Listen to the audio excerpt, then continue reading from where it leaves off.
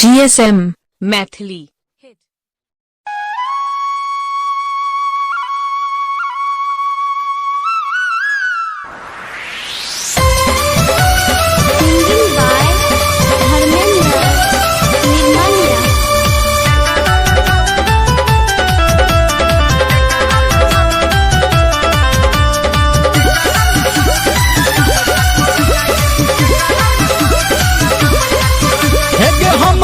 रतिया के कही कहवा बिताब छतु रतिया के कही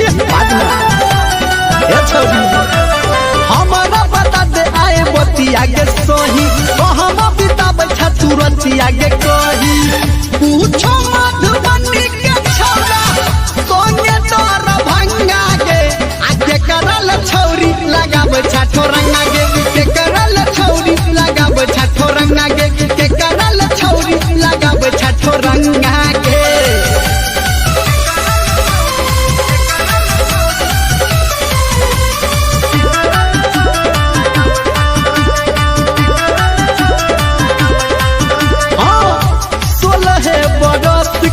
अखन छौ जवानी आकाचे उमर में गोरकी तोहर छनदानी 16 बरस के तोहर अखन छौ जवानी आकाचे उमर में गोरकी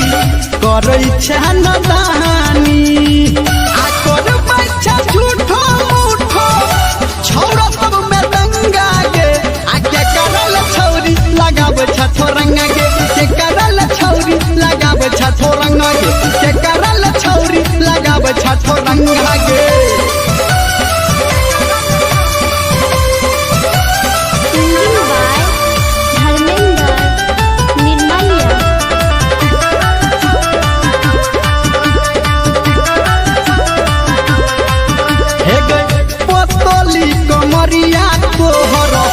हिरोनी के चाल छो